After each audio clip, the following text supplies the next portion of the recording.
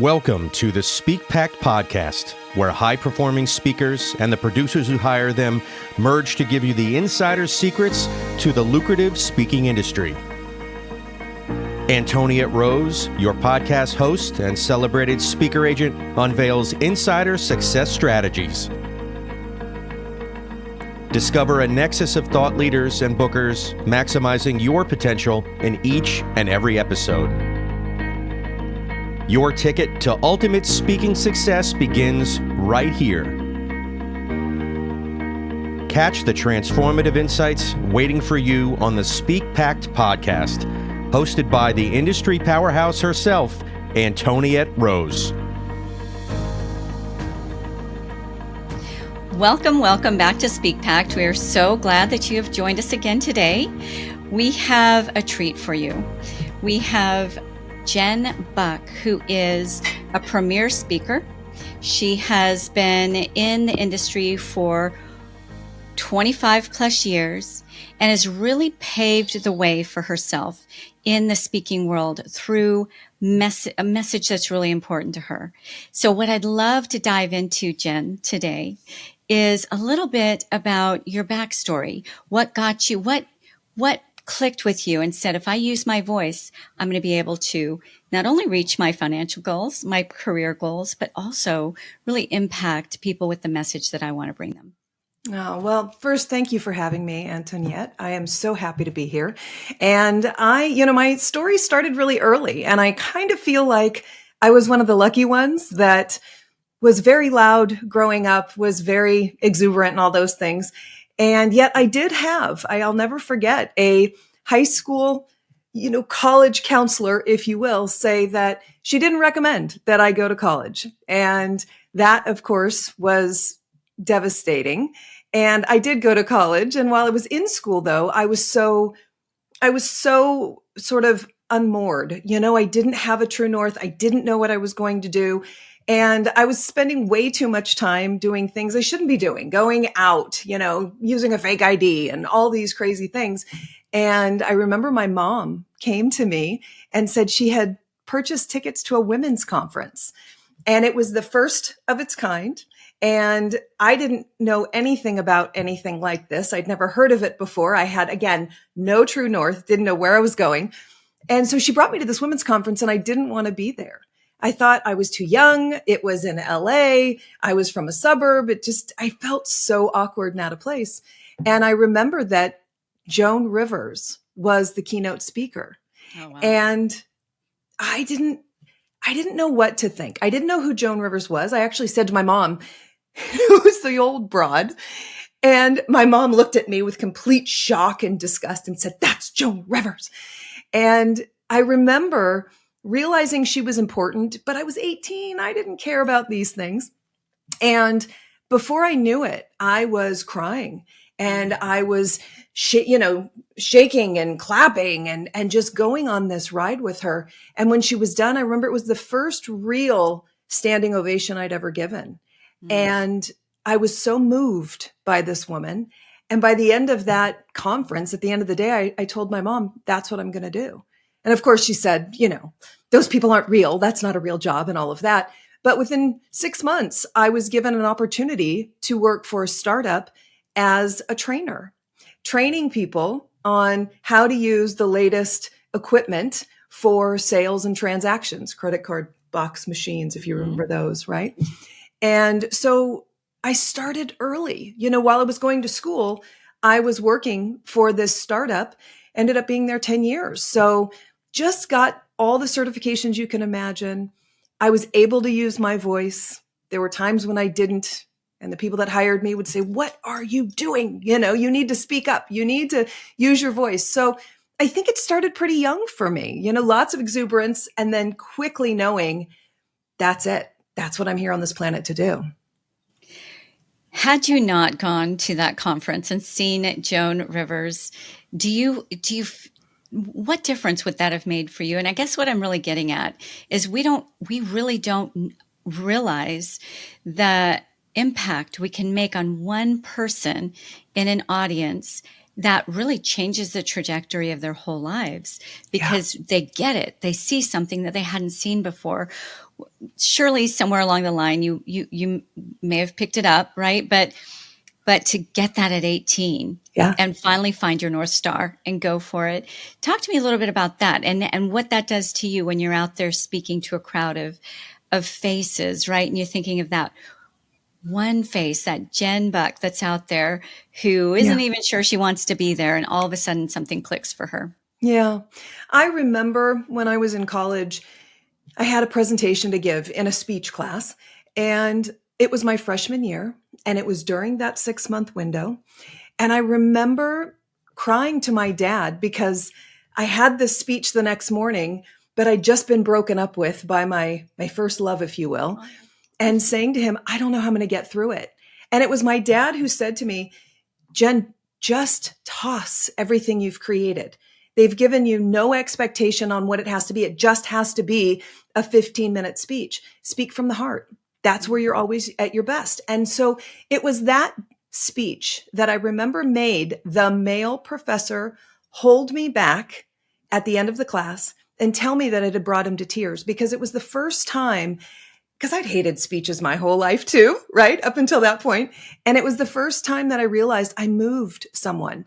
So when I'm getting on stage now, I do take time very quietly to get very focused. I understand without question that my exuberance or my knowledge or my enthusiasm, whatever it is the gift that I've been given to carry through this life. And I know it's not me. I know that there are times when I'm speaking and someone will come up later and say, what were those 3 things that you said?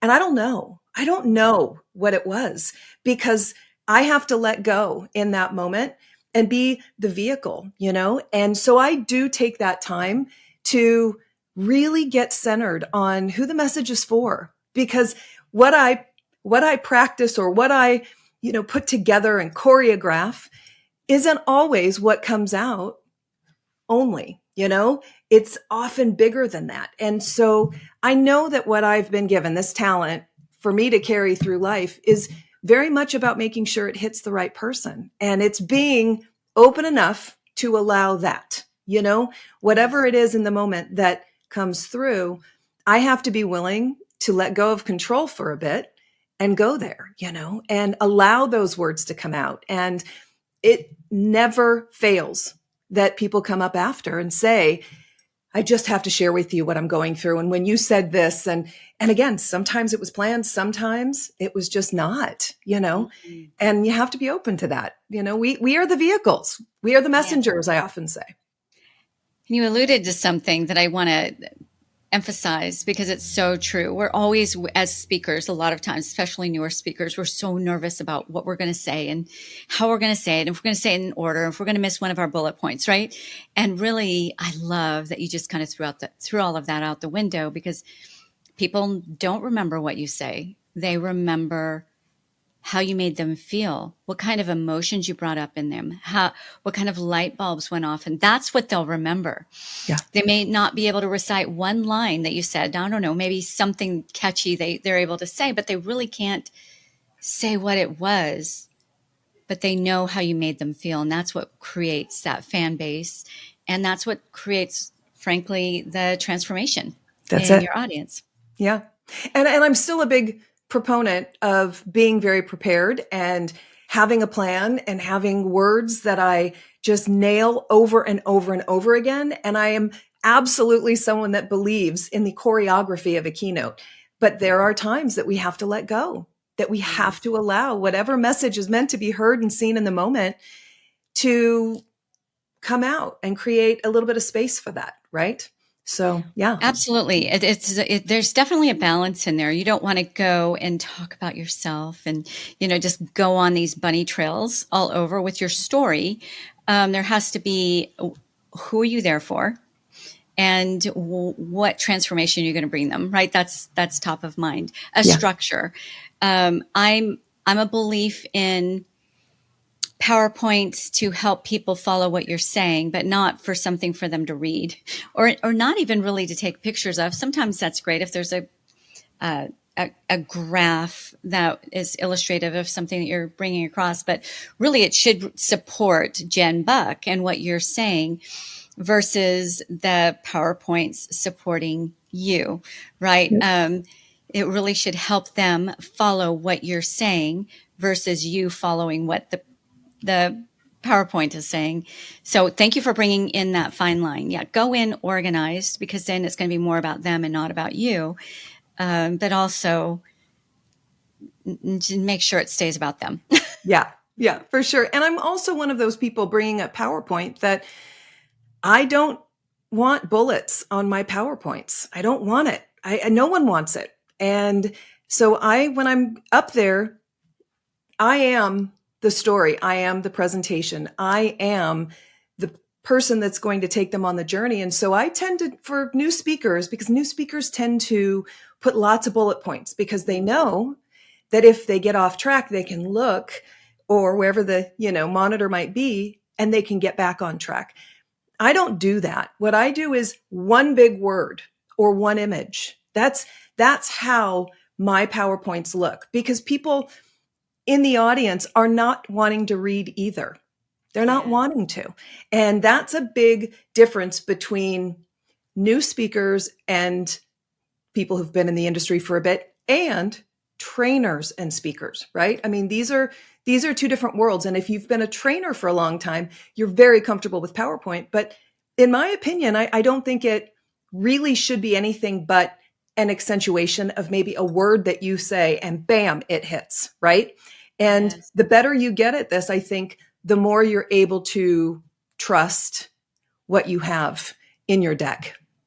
Well, I love that. There's science behind the fact that once people start reading, they stop listening. They can't do both. So you are so spot on with that. Go ahead. Since you're on this track, I would love for you to go a little bit deeper into other mistakes that aspiring speakers make, because a lot of times they're experts in their field and now they're stepping out and getting that curated knowledge onto the stages, right? But they're not necessarily trained in how to speak. And I think there's a fine line there, being overtrained. There is. And the industry right now is actually moving toward thought leadership. They want people who are in the role, doing the job, putting out compelling information on LinkedIn or wherever it is on their blog. And those are the people that they're putting out on stages now as keynote speakers or breakout speakers. And so it's a very different world right now. So I've been a professional keynote speaker for 25 years. This is my job. And yet I'm seeing so many more thought leaders that are on stage who are working and leading organizations. And so I actually work with a lot of executives who are going through that transition because they're great at what they do. Their mind is extraordinary, but they don't necessarily know how to transition into being a compelling speaker, making an impact, leaving some resonance with people so that they want to create change, right? And so I know that transition is very difficult for a lot of people. It's not always synonymous to be a great thinker and a great speaker, right? Mm-hmm. And so there are some mistakes that people make, and PowerPoint is one of them, right? Having too much to click and too much on the screen. And it really is it's a comfort blanket, if you will, right? But I think also that a lot of new speakers don't realize that they need to hit the ground running. The minute they get on stage, they need to jump into the action. Think about every movie that you watch. Every time you're watching a movie, it starts with the big action scene to suck you in. Mm-hmm. But yet a lot of newer speakers get on and start to say, thanks so much for having me. It's really great to be here. I've been doing and they give this backstory. No one wants it. What they want is something that's going to bring them to attention and make them go, wow, right? Yes. Because what we know about impact is that it's about making them feel, making them laugh, and doing something unexpected. And that has to be what you do the minute you step on stage. It has to be something that gets them to pull away from their phone, pull away from the conversation they're having and go, holy cow. And so that's an important piece of this that a lot of speakers haven't necessarily learned until they've been in the industry for a bit. There's a great old law of speaking that says people remember first what they heard last and most what they heard first. So I don't care if it's first or most, doesn't matter to me. Your 2 PowerPoints, this law is telling you, is in your opening and your closing. And both of them have to make me sit up straight and go, holy cow, right? Wow. Those are your 2 major PowerPoints. And a keynote goes like this. So you can't get me up and then stay down for the whole keynote and then bring me up at the end. You got to keep me coming back for more. And each high point is pulling my attention in. So those are the things you kind of learn as you go. And that's really about the practical or the stage, right? Creating the actual keynote. But I think a lot of speakers are more focused on their career than maybe mentoring and teaching other speakers. So there are a lot of question marks in this industry for people who want to get in. And I work with speakers all the time, trying to help them demystify this industry. We all win. And when we hoard information, only one wins. And that's not good enough if we're going to stand on stage as a leader. And so I work with people to demystify these things. I notice that a lot of websites are coach oriented. As a reminder for mistakes that speakers make, they think that a speakers bureau or an event planner is going to hire a coach for a keynote. They will not ever, never. But I will tell you what will happen with clients. They will hire a speaker for a coach. So your website needs to be speaker, speaker, speaker, speaker, speaker, speaker, speaker, not coach, not trainer, not podcast host, speaker, speaker, speaker, speaker. And that's one of the big shifts in mindset that a lot of people need to make, because they're thinking, but my moneymaker, I'm shaking my moneymaker as a coach because that's where I make money. Fine. Have a different site for your speaking, and have a site for your coaching. You have to be all about the speaking if you're going to get hired by these event professionals for big dollars. It's just a must, right? So There are a lot of things. I just threw 2 at you that people could improve. I also think that having all your speaker assets perfect is necessary. I think that people need to utilize the right platforms to find events. A lot of people are hanging out on Facebook and they're with their family and high school friends and neighbors, or they're hanging out on Instagram thinking that that's where people buy. They don't buy speaking there. They need to be hanging out on LinkedIn. That's where event professionals play. So there are things that we need to tweak, and that's part of the demystification that I do with aspiring speakers, is help them to get some of these big question marks filled in, right? Because when I share it, they win. When you win, I win. Like, it's just the way this has to work. And there's plenty for all of us. Okay, you said you gave 2, but I wrote down 7. So oh my gosh. And I would like to touch on a few things, because I definitely resonate with so much of what you said. The cadence. So one of my speakers is a former pro athlete, and he is always up here, always all the way through, right? And you're energized, but he never gives you that dip. And so that's been one of the biggest things that we've been working on. Yes. So yes, bring them high, but you've got to dip down low. They need a breather. That's and right. Bring them back up. That's so right. It's not all about the high, and it's not all about the pain either, and the struggle, and that's right, and the woes, right? They need a break from the lows. They need a break from the highs, and that it is a bit of a symphony. It is a bit of an art, and you find that in your voice as you go, but deliberately plan it out, and it becomes natural, and you kind of find that natural cadence. I also love that you said, right when you get on the stage, hit the ground running, because that is something nobody cares about your bio, right? You can weave that in little ways. One of my speakers worked side by side with Zig Ziglar for decades, and he could open with that. Hey, I was Zig Ziglar's right-hand trainer. He did the motivation. I did the tactical, But he doesn't. He opens up with what's relevant to the audience. And then you drop those through, because people are like, well, okay, wow, Jen Buck, you're amazing. But who are you? Like, what? That's right. Why am I listening to you? Right. And you just kind of drop those in all the way through. Nobody needs your bio. And that's something actually I weave into this show. We weave in your bio as we go. I'm not doing this long introduction of spending the first 3 minutes telling all of your background, right? Because you're exactly right. people aren't here for that. They're here for the nitty gritty. So Yeah. you brought out these beautiful pieces of information. Thanks. I love that you said when we hoard information, no one wins. That's right. I just met with somebody a couple of days ago who was really upset because somebody had stolen her IP. And she quit the NSA because somebody had stolen her IP. And I really, really like her, and she's beautiful. And people can do that, and they can do a lot of damage. But really, in the end, nobody's going to deliver it like she does.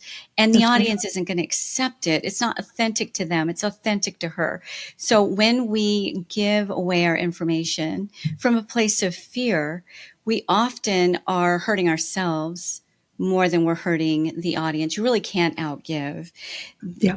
There is nobody who's going to deliver Jen Buck's message the way Jen Buck does, right? There's nobody who's going to deliver Antoniette Rose's message the way you could have my entire script, and you're not going to reach the same people. So when you give in an abundant way, that's when you really, it's just like, wow, if Jen's giving this away, and this is just a 45-minute talk, how much more is she going to give when I link arms with her and work with her on a deeper level?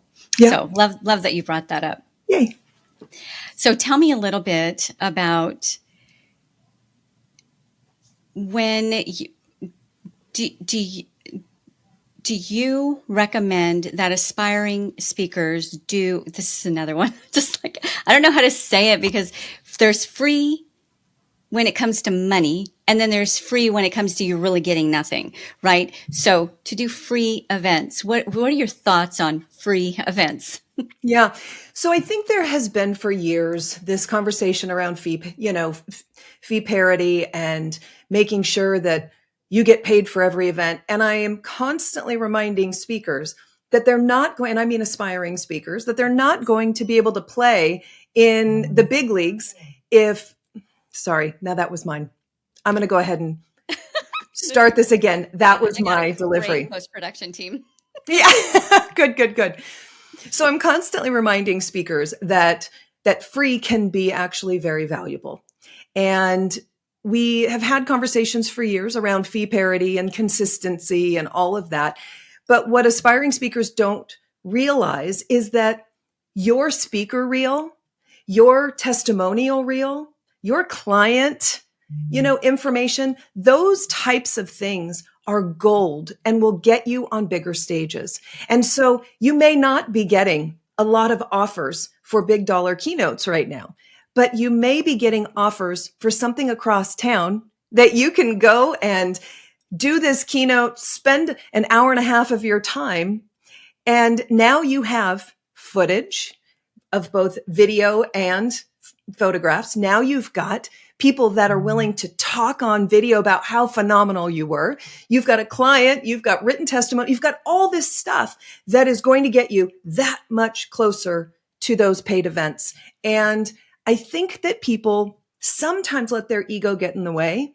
And I remember during COVID and the lockdown that all of a sudden I had all of these different, events that were just literally disappearing before my eyes. Yeah. And at that point, I was having 2 years worth of events because at that time we were booking very far in advance. It's very different now, but it was depressing to watch this happening. And then I'm seeing all my competitors, if you will, all my colleagues starting to put out these different posts about their Zoom meetings and their Zoom trainings and all of that. And trust me, I was like anybody else at the time. I knew what Zoom was, but I wasn't adept at it on any level. And I called a client and I said, I'm going to assume that we're going to cancel this, upcoming event that's coming up. And this was actually a corporate training client. And the more I talked to this woman, she told me that she's being bombarded with speakers who are trying to now get in with their Zoom trainings. And she said, what they don't get is that we're hurting too. We don't have the money to invest in training right now. We don't have this. And she said, my inbox is flooded. And at that moment, the light bulb went off. And I said to her, knowing that I just had 2 years of events that had blown up in front of my face, knowing that I still had bills to pay, I still had things to take care of. I said to this client who I'd worked with at that point for about 5 or 6 years, I said to her, until the end of the year or the end of, we didn't know how long the shutdown was going to be happening. I'll give you as much free training as you want. You don't have to pay me. I will work with you once a week. We'll get your leaders in. We'll get your employees in, whatever it takes. We will do this as much as you want. And when that light bulb went off and I hung up the phone, I literally called every corporate client I had and said the same thing. I'm telling you that between March 12th and the end of that year, I made $0, but I've never worked so much in my life. What do you think happened the minute the world opened? The loyalty level, the commitment to me, the words of affirmation that I've received from all of them was off the hook. And I say this to you because free does pay. It just may not pay in dollars in the moment, but it pays, and it pays on many levels. Yes. So true. And most of your next engagements come from your last engagements. That's right. Best place to sell. When you're there speaking, somebody's in that audience saying, wow, I need Jen to come and speak to our corporation or come speak to my ladies group, whatever it might be. That's right. So I turned a dud of an event. I thought I was going to speak in front of 8,500 people. It turned out to be 10, three of whom were my own speakers. Oh my gosh. And I turned that into $33,000. That's amazing. You're just so spot on. There are so many more ways to monetize a speaking engagement outside of the host from the check or the hosting organization, right? That you're training for. What are some of the other ways that you monetize speaking outside of maybe that host direct from the organizer? So I have books that I've written. It's something that in this industry, it is important. Nobody cares if they are written as a collaboration. No one cares really if it's a bestseller or not. I mean, those things are all great, but what they do care about is that you're staying in the game and continuing to put out information.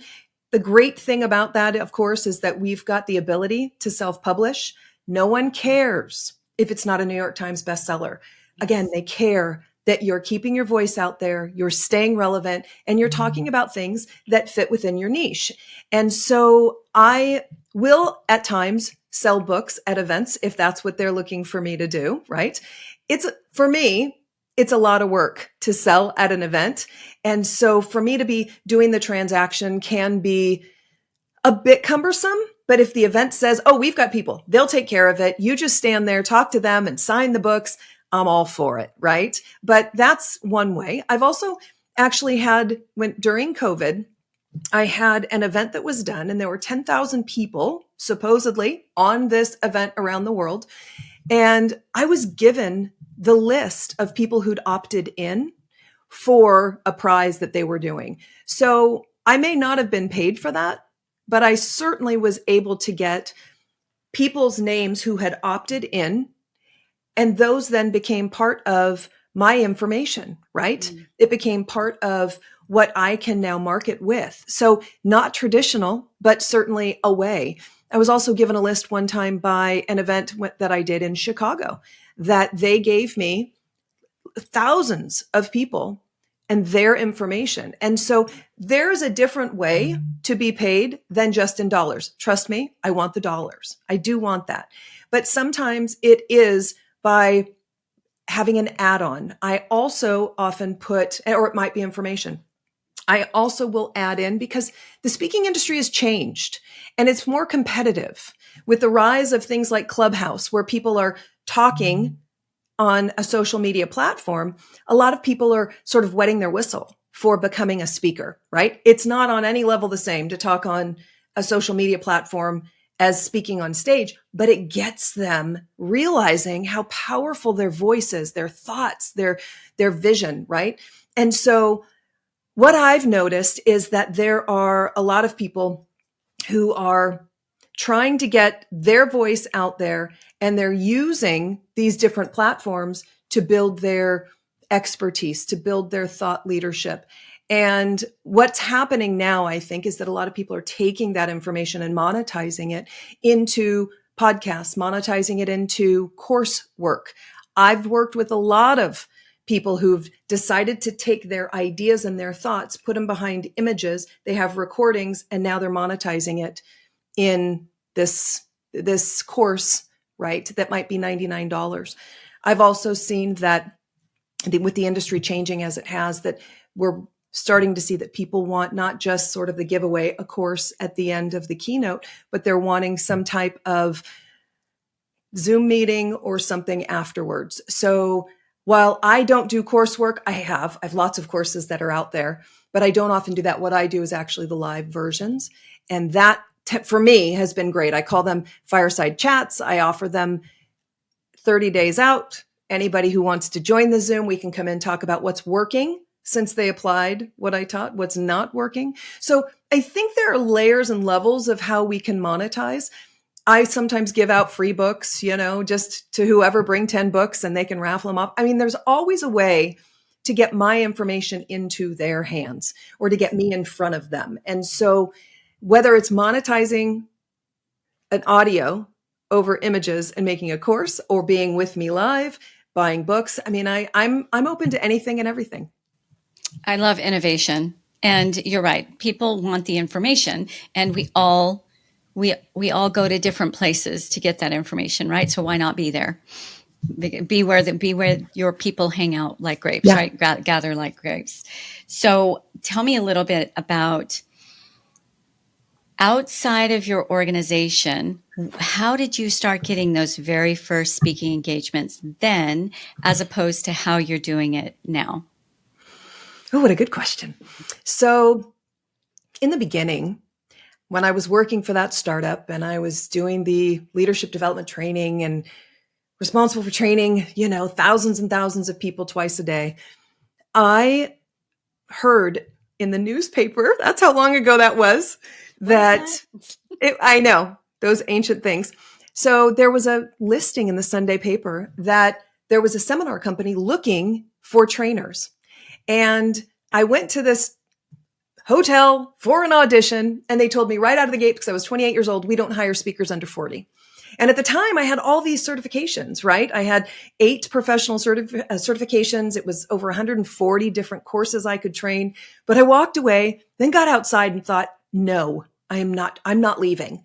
And I went back there, and the woman said to me, in line, like I mentioned, and I was just resolute. And I ended up getting the audition because I showed her my certifications. I showed her 10 years of experience, and I got the job on the women's conference. So it was full circle for me all these years later. I think a lot of speakers forget, or aspiring speakers, that it's really good training ground to work for a seminar company. And that's where I got it. I was on that women's conference for 7 years, traveling to every state in the union and, seeing thousands of people at the time a day in those audiences. I got my chops in the beginning from a seminar company. So whether it's national seminars or Paget Thompson or I can't even think of the others right now off the top of my head, they're great training grounds to get your feet wet, but also to start perfecting what you do. Now what I do is very different, right? I've built extraordinary relationships with about 26 different speakers bureaus out there. So I work with speakers bureaus all the time. I've also hired an assistant who is combing the internet constantly for call for speakers. And so I'm constantly looking, but there are also ways that if you're an aspiring speaker, that you can find collections of events looking for speakers. Some are no pay, some are full fee. And you might find that by doing a Google search for call for speakers. If you don't have your Google alerts on for call for speakers, you get 5 of them. And then getting very specific in your niche, you need to. So call for female speakers, call for speakers, women's conference, call for speakers 2025, whatever it is. So I will get every day my 5 emails. So sometimes there's gold in there, and I can do a very high paying event. A lot of times it's for a freebie, and I don't always do those unless it's in my backyard. And yes, I still do freebies. I just did one at an elementary school about 2 weeks ago. But I am constantly searching. You can also search call for speakers on your social platforms, all of them. You can Use tools like eSpeakers. Everybody should have an eSpeakers profile up without question. eSpeakers also has in their hub, they've got events that you can go through. There's also Speaker Hub, which everybody should have let me say this differently. Every aspiring speaker should have a Speaker Hub profile up. They've got events in there. If you're paying, I think it's $250 for a year. And if you're paying for that, you are given access to all of their events. You've got Speaker Tunity, a very low price. I want to say it's somewhere in the 40 range a month, which I know sounds scary. What's that? Actually Jackie Lappin. I'm Yes. interviewing her next week. Yep. Yes. They've got so many opportunities broken down by type of speaker that you are. Brilliant. Charlie Jane speakers. Charlie Jane not only gives you information to help you build your reel, help you build your speaker assets, how to market to these event professionals, but she's got an entire hub. So there are lots and lots of ways out there for you to research events. And if you're not doing that, I constantly tell people, if you're not searching for events for a minimum of an hour a day, you will not be finding the opportunities. You have to. Yes. Okay. That you led so beautifully into this is my final question before we talk a little bit about you and then our signature question, and just perfectly orchestrated, not even planned. What you just lined out either totally overwhelmed half of our listeners or totally inspired the other half of the listeners, right? So, some of us are just like, well, can I just get a bureau? Like, can I just get an agent? Do I really have to do anything on my side? Yes, get a bureau. Yes, get an agent, even if that's the thing. And I am an agent, so I'm talking from the heart, from what's real. The more you do on your side, the more you're really going to make it. And you had that spirit, Jen, that to go as a young woman, to go back into that line and have the audacity, right? But really, I call it tenacity, to go back and say, hey, I actually have some value. You need to at least hear me out, right? And then not hang your hat on any one thing. But what I'm hearing is you are out there, you are making it happen for yourself alongside, I don't remember what you said, but 20 bureaus, whatever it is that you said that you work with. You're not hanging your hat on any one place to make it happen for you. Can you speak a little bit to the word tenacity when it comes to really making it in the speaking industry? Yes. And thank you for your kind words. I think that knowing you're a messenger, knowing you have a purpose, knowing that this is where you belong has to be honored. And you're going to have people say no. Just this morning, right before I started talking to you, I got a notification saying that I wasn't chosen as a keynote speaker. It happens, right? And this is a tough industry. Whether you are doing this on your own or working with an agent who is making sure that you get these speaking gigs, there is always going to be some element of failure, right? Or that you don't always win the gig. And I constantly have to remind people that it's a numbers game. And the more I'm putting myself out there, the more I'm saying yes, yes, yes, yes, is my perspective on everything. When I have someone call me and they give me 50% or they can only offer 50% of my fee, could you possibly do this for us? Yes. Mm-hmm. These things come back. I know they do. I've seen it in my 25-year career. Yes, of course I want to help people, right? And does it sometimes mean I have to put my ego aside and say, oh, I should be getting more than this, of course. But my purpose on this planet is to help people. And when it comes to all of this, and I hope I didn't overwhelm you when I threw that stuff at you. It's truth. It's real. Yeah. The truth is that this business is not just fame, high fives, and audience applause. This business is marketing. And this business is perfecting your thought leadership. And this business is making sure that you are building relationships constantly. And it's hard, but it's the most rewarding and wonderful thing I have ever done, which is why I know without a shadow of a doubt that I am a messenger and I am here to make a difference in this world. And I will endure that hour a day, that 2 hours a day of searching, because I know that the payoff is being able to step into the power that I have to help other people.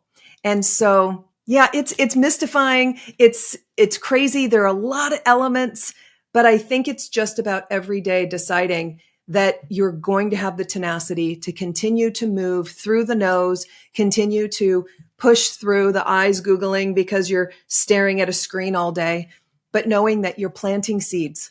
And that is the most important thing you can do every single day is plant seeds. So has it been worth it? 100%. I wouldn't do anything else. Where would your life be without speaking? Well, I'll tell you, I really have found myself needing to stay in leadership. And as a speaker, I speak specifically on impact and how to make an impact with the people that you lead. And I have made it my commitment to stay in a leadership role. Granted, it's part-time. Yes, I'm somebody that is working from home, but I'm now the COO of a nonprofit organization. And it's important to me to give back to my community and to be an active voice within my community. And so I think if I wasn't speaking, I would be right exactly where I am still at this moment, which is working with people who are not getting the support and care that they need to make sure that they can live fulfilling, happy, and supported lives in the nonprofit sector. That's the only thing I could tell you is that I love it so much. I think I would probably be here too, but I can't imagine not having speaker attached to who I am. It's so synonymous with me, you know? Yes. Oh gosh, and it shows. Oh, Speaking of that, can you share? I know there's bunches of people in this audience, especially, who want to know, where do I find Jen Buck? How do they find you? Yes, I'm everywhere. And the consistent handle is Jen Buck Speaks. And it's Jen with one N. So Jen Buck Speaks, that's my website, jenbuckspeaks.com, and every social platform. Even my email is jen@jenbuckspeaks. So I'm easily found everywhere. And if you can write it down once, you will find me on every platform. So that's bucks, like the big bucks. Let's talk about that. Actually, it's a single buck, like one single big buck. Yeah. Yeah. Like a single big buck. The big Yes.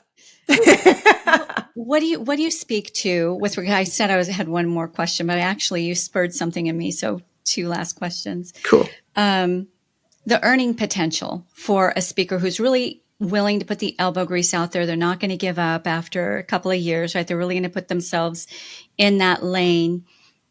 Is there a ceiling on earning potential? What does that look like? So I can give you something to consider. When I started speaking 25 years ago, I made $2,500 a keynote, and I was thrilled. When I look at the earnings of people like Mel Robbins, their keynotes are $100,000. When we start to add even more celebrity to it, like maybe a president or maybe an actor or a singer, those numbers go up, up, up, up. And I know that a former president not too long ago just received $1 million for a 1-hour keynote. Wow. So the earning potential is extraordinary. And what I always say to everyone is that if you take gigs at $2,500 today, you will work nonstop. Now imagine this, $2,500 for an hour of your time. It's what I made 25 years ago, which tells me it should be higher. But if you offer $2,500, I promise you, everybody is going to be shocked and want to know how they can get their hands on you, because that's so affordable. And if we can take our ego out of it and not think about the Mels and not think about the presidents and actors and whatnot, and we can just think about our own personal economy and what $2,500 an hour could look like if you do 100 events a year, it's pretty extraordinary. Now, the other side of this is that I have a friend of mine who tried to go from 10,000 to 15,000 and it didn't work. Should she be making 15,000? Sure, absolutely. The problem is, if they're not paying it, then you shouldn't be raising your fee to it. right? You can give it a try, but if it doesn't work and you're now 6 months or a year in and no one's taking your fee, that tells you you're not ready yet. So you can bring it back. I have another speaker very good friend, who is in retirement, and she will speak anywhere for $3,500. Let me tell you, she's the busiest retirement, speaker I've ever seen in my life. Always working. Why? $3,500 is music to the ears of those who are hiring. So you have to find your sweet spot, but can you make money? Ridiculous amounts of money. It doesn't fall in your lap, though, which is what we talked about the whole way through. Thank you for sharing that and for being so open, because I think that a lot of speakers compare themselves to those who are already making $25,000, $35,000 a talk, and they haven't even made $5,000 a talk yet, right? So it is a stepping stone. I love that after 25 years, Jen, you are still willing to take free engagements because you see the bigger value in it. That really speaks to your professionalism and the fact that you're not a diva, right? Please do not be a diva, right? I will not even represent a diva because that can ruin a whole account for so many other speakers. 100. And I have to tell you that I have competitors, if you will, who are and won't show up to meetings. Their people won't fly, even business class only. This is not what we're here to do. And I cannot say enough how important it is for you to keep your feet on the ground, to remember why you're here is to help others, to keep your ego out of it, and to be easy to work with. No one wants someone who's difficult, right? And I cannot tell you how many times I've heard event professionals say that, thank you for not being a nightmare, which is really sad. That's a sad state. That's so true.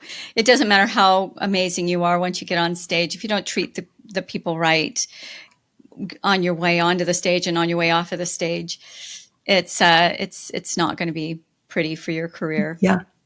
Okay. You have been incredible. There's been so much gold and gems all throughout.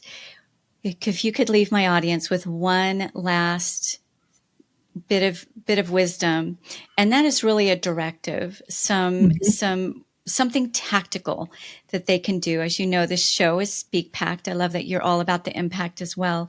What is that one thing an emerging speaker, whether they've already gotten their voice out there and they're really wanting to get to the next level, or they're an expert in something and they realize they really want to get that expertise out there? What's that one thing they can start doing today that will move the dial for them? I think everyone listening needs to start thinking about their socials. Get on LinkedIn and make it your favorite, even though you have thoughts about it. Make it your favorite. But I want you everywhere to start crafting your posts, crafting your videos, crafting your message around being a speaker. Regardless of what you're speaking on, you need to always say and write in your posts. Recently, when speaking at an event, recently, when helping a client with their whatever, everything needs to be about speaking. When an event professional is looking to see if you are the person they want to bring on, let me promise you the first place they go is to LinkedIn. And so you need to be showing that you are speaking all the time. You need to start making sure that Canva is your greatest tool. Get those speaker elements for the event, the event assets created, even if the event doesn't create them. You got to get good at this. Use the pre-made templates. But I want you to be thinking about how with every speaking event you give, you are posting it. Every time you're putting a post up, it's about, as a speaker, I've learned when I was recently speaking to a client recently, I learned always, and use those hashtags that people are going to be searching. It is not about you. Don't put your name as a hashtag. Don't waste it. LinkedIn wants 5 hashtags. That's optimum for their algorithm. Put in what people are searching. And if it's the title of your keynote, that's not necessarily the one you want. You want things like speaker, keynote speaker, event speaker. You want to be putting things down like speakers bureaus, speaker management, aspiring speaker. You want to put things down that other people will search. So when an event professional is looking for someone and they want an impact speaker, because that's what my whole thing is impact, I will put impact and speaker as two of my hashtags, right? Or impact speaker. So be more strategic. Also, one last thing. If your business is what you're leading with, the name of your business, know that event speakers are looking for your name, not the name of your business. So you want to make sure that you are really clear that as a speaker, you are an individual now, and you need to put it out there that you're speaking all the time. And do not take a break and walk away from social because you're tired of it. We need to see you all the time out there doing your thing. Get on video, get a blog going. All those things need to be seen all the time. Ah, brilliant. Okay. So basically, step into the shoes of the person you want to become, right? Even if you're not there 100% yet, start declaring it, start saying it, start being searchable along those lines. And then when you do get those engagements, shout it from the rooftops. Don't hide, right? That's brilliant. Talk about a pact to impact. That's amazing. And you've been such a delight. Thank you for being with me today. This has been a lot of fun. You are so welcome. Hopefully we can get in touch after and talk about where we might be able to collaborate as well. We'll love that. We'll love that. Definitely welcome that. Okay. And for our audience, thank you for joining us today, and be sure to come back. Ciao, ciao for now. Thank you for listening to the SpeakPact podcast. To become a recommended speaker of Antoniette's WPC speaker agency, or you are a host or planner looking for a dynamic expert in optimized performance, Antoniette would like to personally meet with you. Secure a time with her at speakerbooker.com. Again, that is speakerbooker.com. It all begins with a vision, a voice, and a pact to impact. Join the SpeakPact movement by joining our new private Facebook group at the link in our show notes. Find us on nearly every social media platform at One Antoniette. That's number 1, ANTONIETTE, or simply hashtag SpeakPact.